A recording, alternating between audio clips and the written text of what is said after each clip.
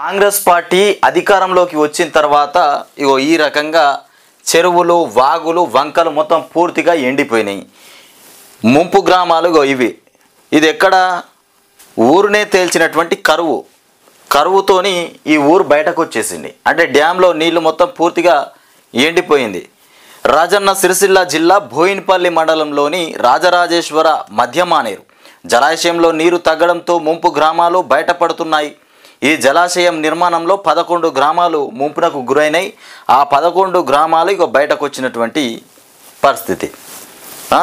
మన ఉన్న లోయర్ మానేరు డ్యామ్కు నీటిని విడుదల చేస్తుండడంతో జలాశయంలో నీరు తగ్గి ముంపు గ్రామాల్లోని ఇల్లు ఆలయాలు మొత్తం బయటకు వచ్చి ఇట్లా కనబడుతున్నాయి. నీళ్లు లేకుండా అయిపోయినాయి రాష్ట్రంలో. ఇక బోరుమన్న చెరువు ఎండిపోయింది.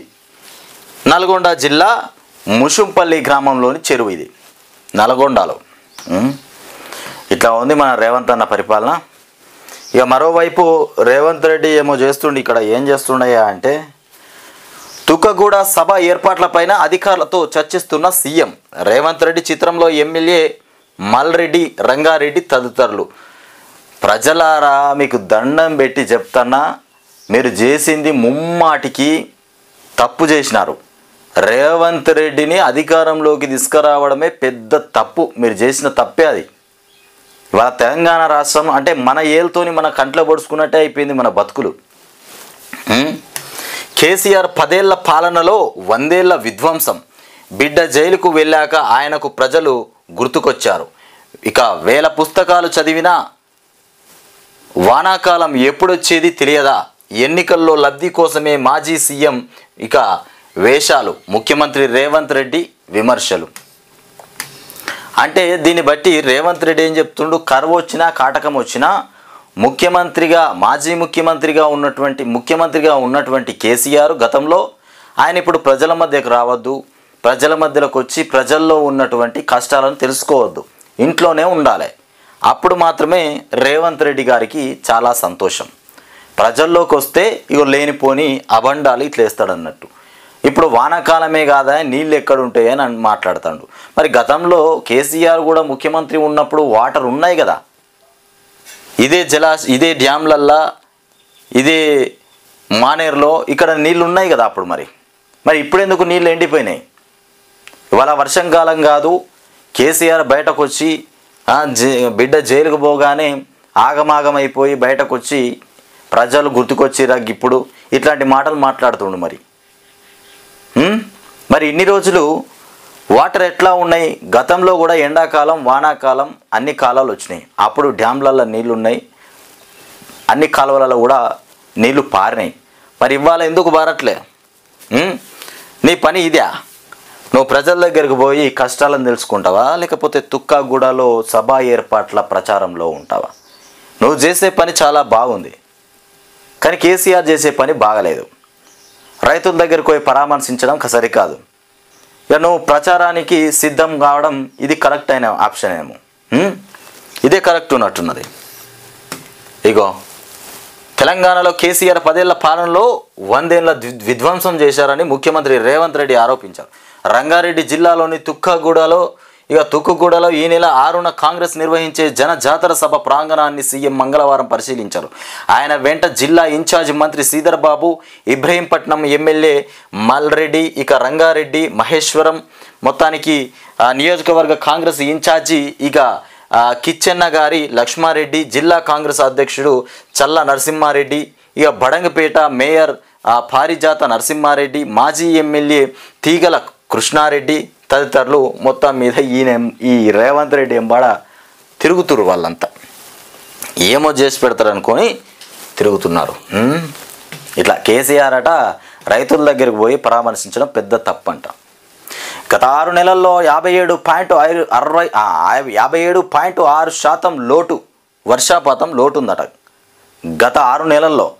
ఇక డెడ్ స్టోరేజ్కి చేరిన ప్రధాన జలాశయాలు గత మార్చితో పోలిస్తే 2.5 మీటర్ల లోతుకు పడిపోయిన భూగర్భ జల మట్టం. ఇది కాంగ్రెస్ పార్టీ తీసుకొచ్చిన కరువు. ఏదో దేవుడు తీసుకొచ్చింది, వాతావరణం తీసుకొచ్చింది కాదు. ఇది ఏకంగా మన రేవంత్ రెడ్డి తీసుకొచ్చినటువంటి కరువు ఇది. కాంగ్రెస్లో మిగిలేది 6 ఎమ్మెల్యేలే. ఇది బాగుంది. బండి సంజయ్ కౌంటర్ గట్టి చేసిండు రేవంత్ రెడ్డికి. ఇక 6 గ్యారెంటీలు అమలు చేయకుంటే జరిగేది ఇదే. హామీలు నెరవేర్చలేమని కేంద్రానికి సీఎం లేఖ రాస్తే నిధులు ఇస్తాం. హామీలు ఏది వీళ్ళు ఇచ్చినటువంటి 6 హామీలు మేము నెరవేర్చలేం, మాతోని కావు అని ఎప్పుడైతే సీఎం లేఖ రాస్తాడో కేంద్రానికి గప్పుడు నిధులు ఇస్తామని చెప్తున్నటువంటి బండి సంజయ్. ఇక రైతు దీక్షలో బండి సంజయ్ మొత్తానికి ఇక్కడ చూస్తున్నాం కదా, రైతులతో మమేకమై దీక్ష చేపట్టినటువంటి బండి సంజయ్. ఇక మీ క్షమాపణలను అంగీకరించలేం, అసత్య ప్రమాణాలతో అన్ని హద్దులుగా దాటారు. అన్ని హద్దులు దాటారు.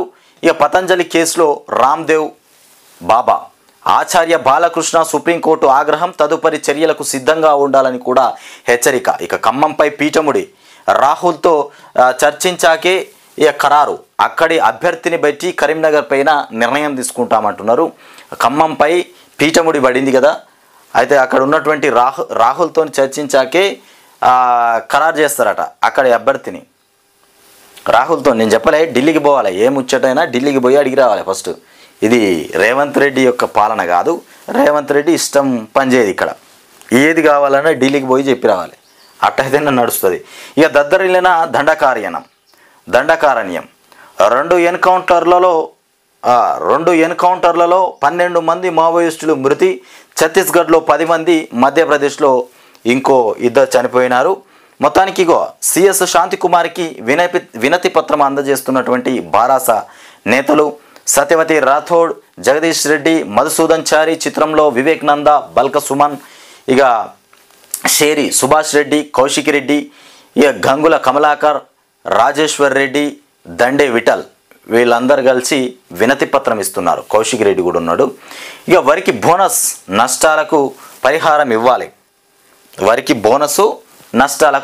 ఇవ్వాలి, అవుతుందా ఇచ్చుడు? వరికి బోనస్ ఇస్తాడా? దాని ఊసే లేదు. ఏమన్నంటే ఎన్నికల కోడ్ అంటారు. ఇప్పుడు రుణమాఫీ చేసేటోళ్ళమే కదా, ఎన్నికల కోడ్ అడ్డం వచ్చిందట. ఈ బోనస్ కూడా అంతే. నష్టపరిహారము, నష్టాలకు పరిహారం ఇవ్వాల్సింది, అది కూడా కష్టమే. కానీ ఇవ్వచ్చు, కానీ కష్టమే, వాళ్ళు ఇవ్వరు నష్టపరిహారం. ఏమో మొన్న రికార్డ్స్ అయితే రాసుకొని పోయినారు, ఎక్కడెక్కడైతే వరి చేనులు పంటలు నష్టపోయినాయో వాళ్ళ రికార్డు రాసుకున్నారు. మరి ఇస్తారా, ఏం చేస్తారో. ఇక ఈడ్చుకొట్టినటువంటి ఈసీ, ఏపీలో ఇక ఐజీ 3 కలెక్టర్లు 5 ఎస్పీలు బదిలీ అయిపోయారు. మొత్తం మీద ఈసీ ఈడ్చుకొట్టింది.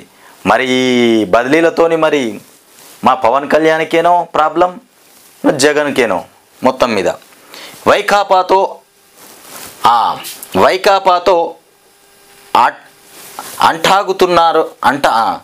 అంటాగుతున్నారన్నటువంటి ఫిర్యాదులపైన ఈసీ చర్యలు. అమ్మో, ఇది జగన్కే పడింది దెబ్బ.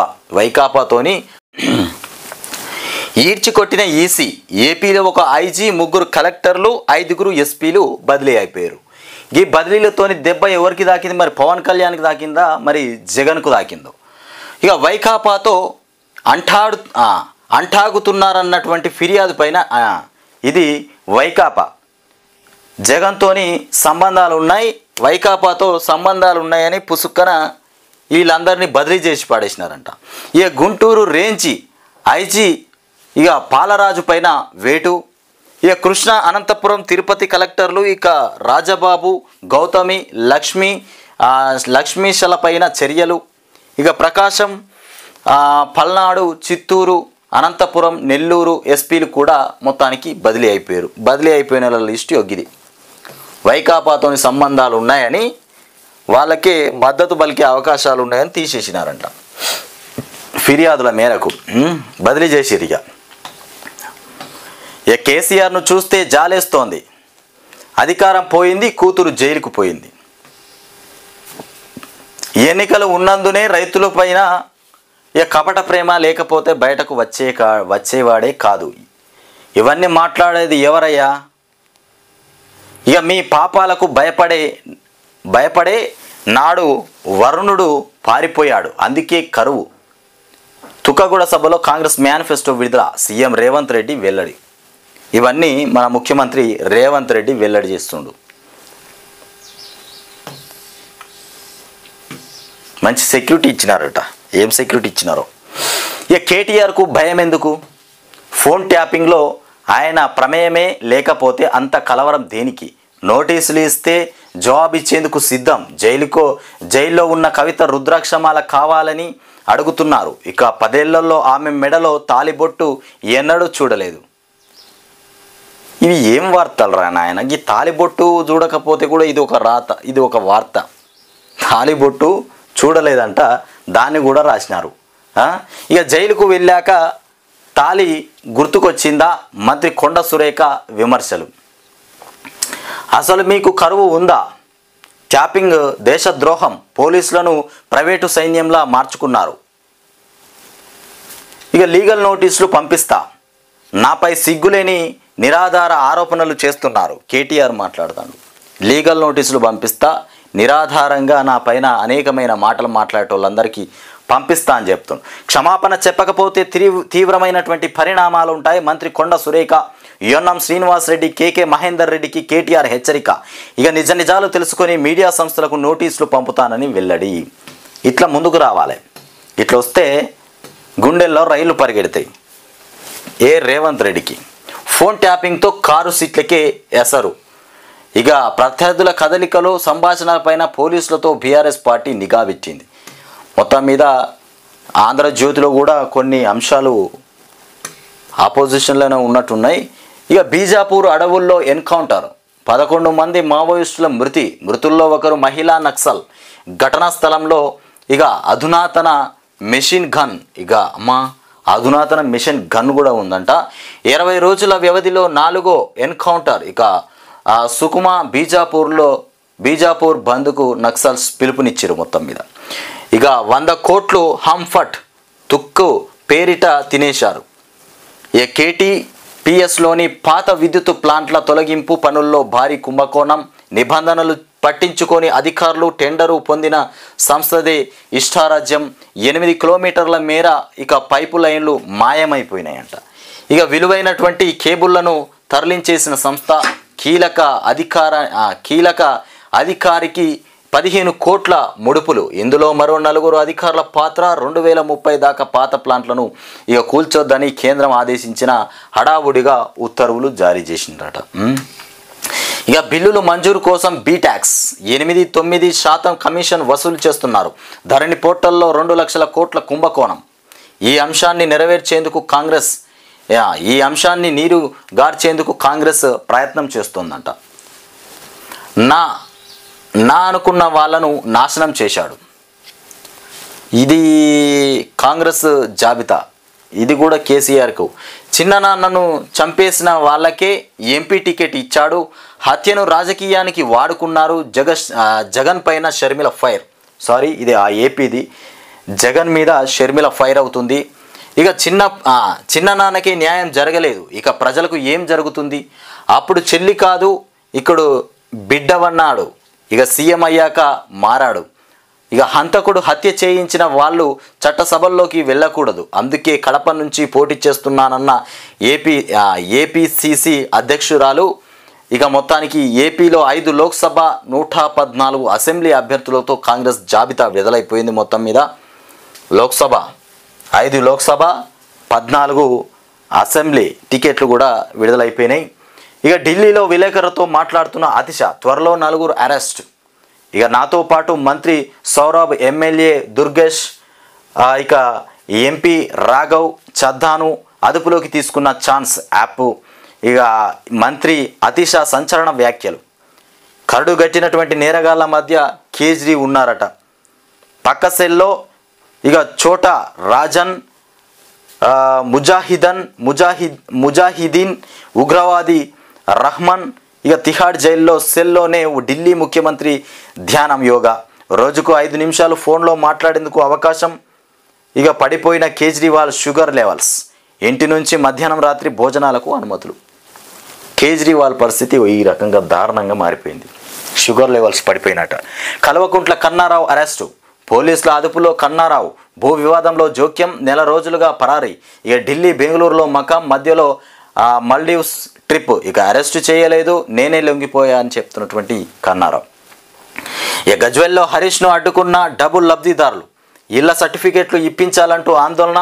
హాల్లో బీఆర్ఎస్ మీటింగ్ గేట్లు మూసివేత. ఏడాది క్రితం వీరంతా లక్కీ డ్రా ద్వారా ఎంపిక. లబ్ధిదారులతో కలిసి ఆర్టీఓ ఆఫీస్కు హరీష్ వారంలోగా సర్టిఫికెట్లు ఇవ్వాలని డిమాండ్. మొత్తానికి గజ్వేల్లో హరీష్ను అడ్డుకోవడం జరిగింది. డబుల్ లబ్ధిదారులు ఆందోళన చేసినారు. అందులో ఏం జరిగిందో గందరగోళం. ఇక కర్షకులకు తీన్మార్. ఖరీఫ్ సీజన్లో రైతు భరోసా. ఇక పంటల బీమా, వరికి ₹500 బోనస్. 3 పథకాలకు వానాకాలం పంట నుంచే శ్రీకారం. ఈ 3 పథకాలకు వానాకాలం పంట నుండే శ్రీకారం అట. ఏది ఖరీఫ్ సీజన్లో రైతు భరోసా, పంటల బీమా, ఇక ఇవన్నీ వానాకాలం పంట నుండే స్టార్ట్ చేస్తారట. ఇక విధి విధానాలపైన కసరత్తు చేస్తున్న వ్యవసాయ శాఖ. కోడ్ ముగియగానే పట్టాలెక్కనున్న పథకాలు. ఇదంతా ఫేక్, ఇది అబద్ధం. ఎన్నికలలో ఎంపీ సీట్లు గెలవకపోతే ఇవి పనిచేయి, ఇవి చేయరు. ఇంకా రేవంత్ రెడ్డి పనులు అసలుకే చేయడు. ఎంపీ సీట్లు గిట్లా రాకపోతే మనకు సున్నం పెట్టుడే. ఇక అందాల బొమ్మ ఏం పత్రిక, అందాల బొమ్మ రాసుకొచ్చిన వార్తలైంది. ముఖ్యంగా ఇక రేవంత్ రెడ్డి వార్తనైతే బ్రహ్మాండంగా వేసుకొస్తాయి ఆ పక్కకే. ఇక నువ్వు చెప్పిన ఆ రైతు ఆత్మహత్యల వివరాలు ఇస్తే ఆదుకుంటాం. ఇక 100 రోజుల కాంగ్రెస్ పాలనలో 200 మంది రైతులు ఆత్మహత్య చేసుకున్నారని కేసీఆర్ చెప్తున్నాడు. ఆయనకు 48 గంటల సమయం ఇస్తున్నా చనిపోయిన 200 మంది రైతుల పూర్తి వివరాలు ప్రభుత్వానికి ఇవ్వాలి. మీరు చెప్పినట్టు రైతులు చనిపోయే ఉంటే వాళ్ళ కుటుంబాలను ఆదుకునే బాధ్యత మాది. ఎన్నికల కోడి ముగియగానే ఆ కుటుంబాలను సెక్రటేరియట్కు పిలిచి ఆదుకుంటాం. మీ బీఆర్ఎస్ పార్టీ ఖాతాలో 1500 కోట్లు ఉన్నాయి కదా.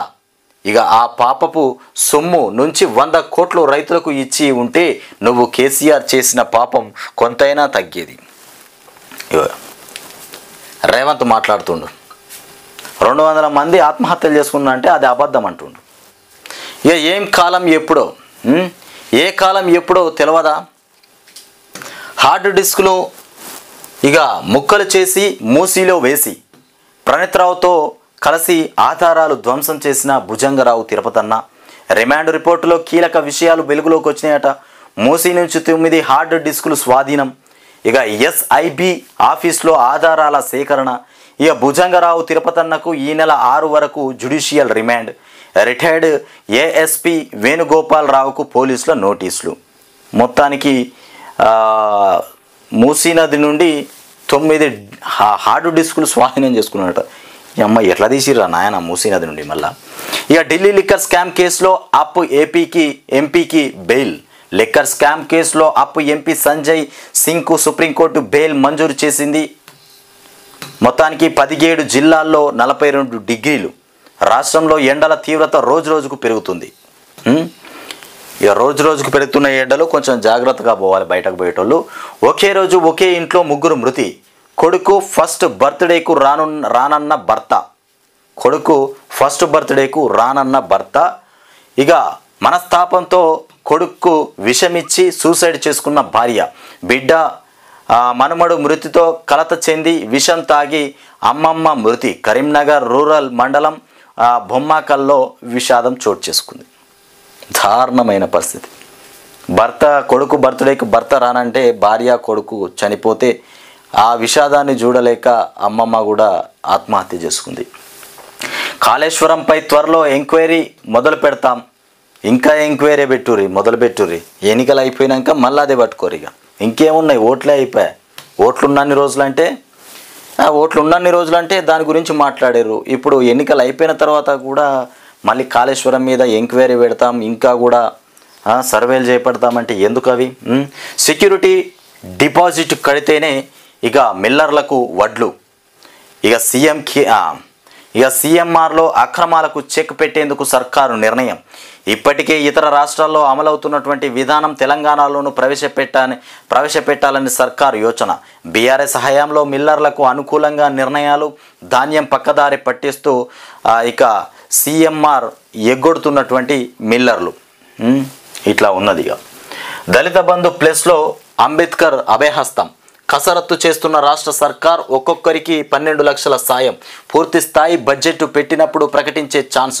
కొత్త ఇక గైడ్లైన్స్తో స్కీమ్ అమలు, కలెక్టర్ల ఆధ్వర్యంలోనే ఎంపిక ప్రక్రియ. ఇక కాంగ్రెస్ మీటింగ్లో బీఆర్ఎస్ ఎమ్మెల్యేలు. మహబూబాబాద్ ముఖ్య నేతల భేటీలో పాల్గొన్న తెల్లం వెంకట్రావు. ఇక బీఆర్ఎస్ సమావేశాలకు దూరం. కాంగ్రెస్ మీటింగ్లో బీఆర్ఎస్ ఎమ్మెల్యేలు. పోండ్రా నాయన, పోయేటోళ్ళు పోతూనే ఉంటారు, ఈడ తింటారు, ఆడ తింటారు. మరి మీరు ఆడ కూర్చున్నా కానీ కాంగ్రెస్కు అపాయమా మరి ఉపాయమా? బీఆర్ఎస్ సమావేశంకు దూరం ఉన్నారు వీళ్ళంతా. ఎన్కౌంటర్ పోర్రి, కేసీఆర్ విడిచిపెట్టి పోయేటోళ్ళందరికీ ఏదో ఒకరోజు మళ్ళీ వెతుక్కుంటూ రావాలి. మీరు పోయేది కూడా మరి రేవంత్ రెడ్డికి మంచిగా గుణపాఠం చెప్పడానికే పోతుర్రు. అది రేవంత్ రెడ్డి కూడా తెలుసుకోవాలి. ప్రజలారా, ఈ కాంగ్రెస్లో పోయేటోళ్ళంతా రేవంత్ రెడ్డికి గుణపాఠం చెప్పడానికే పోతుండ్రు. ఇది ఎస్ఆర్ఎస్సి దిగువ ఆయకట్టు. ఇక నీరు అందించే కాకతీయ కాలువ. బీఆర్ఎస్ 10 ఏళ్ల పాలనలో ఇటు ఎస్ఆర్ఎస్సి అటు కాళేశ్వరం నీళ్లతో నిత్యం కలకలలాడాయి. ఇక కాలంతో సంబంధం లేకుండా 3 ఏళ్లలోనూ కాలువ నీళ్లలో నిండుగా ప్రవహించాయి. కానీ ఇవాళ నిరుడు ఏప్రిల్ నెలలో ఇక లోయర్ మానేరు డ్యామ్ నుంచి విడుదలైన నీటితో కాకతీయ కాలువ ఇలా కలకలలాడుతూ చివరి ఆయకట్టు వరకు నీరు అందించింది. ప్రస్తుతం కాకతీయ కాలువ కళ తప్పింది. ఇక కాంగ్రెస్ సర్కారు నిన్నటి దాకా నీళ్లు వదలకపోవడంతో కాలువలో నీటి జాడ కరువైంది. ఇక నీళ్లు లేని కాకతీయ కాలువను చూసి రైతు గుండె చెరువైపోయింది. మొత్తం మీద ఇట్లా గతంలో ఇట్లా ఉండే ఇప్పుడు ఈ రకంగా అయిపోయింది. కాంగ్రెస్ వచ్చిన తర్వాత నిరుడు నిండు కాలువ నేడు గుండె చెరువై. హరీష్ హెచ్చరిక, కాలువలో కదలిక. ఇక నీళ్ళు ఇడుస్తారా, గేట్లు ఎత్తుకోవాలా? ప్రభుత్వానికి హరీష్ రావు హెచ్చరిక. 2 గంటల్లోనే ఇక దిగి వచ్చిన ప్రభుత్వం మల్లన్న సాగర్ నుంచి కూడవెల్లికి 800 క్యూసెక్ల నీరు విడుదల చేయడం జరిగింది. మరి నీళ్ళు ఇడుస్తారా, మేమే ఎత్తుకోవాలా అని గట్టిగా నిలదీస్తే నీళ్ళు ఇడిచిర్రు. మల్లన్న సాగర్ నుంచి కూడవెల్లి వాగులోకి ప్రవహిస్తున్న కాళేశ్వర జలాలు ఎందుకు రైతుల మీద గింత ఘోరంగా పగబట్టిండు రేవంత్ రెడ్డి? ఇవాళ హరీష్ రావు వచ్చి మీరు ఇడుస్తారా, మరి మేమే ఇడుచుకోన్నా అంటే గప్పుడు గేట్లు ఎత్తిరట. మరి నీళ్ళు అక్కడ ఆపితే ఏమొచ్చింది? రైతులకు నీళ్ళు ఎందుకు ఇయ్యలే? ఎకరాకి 25,000 ఇవ్వండి ఎకరాకి.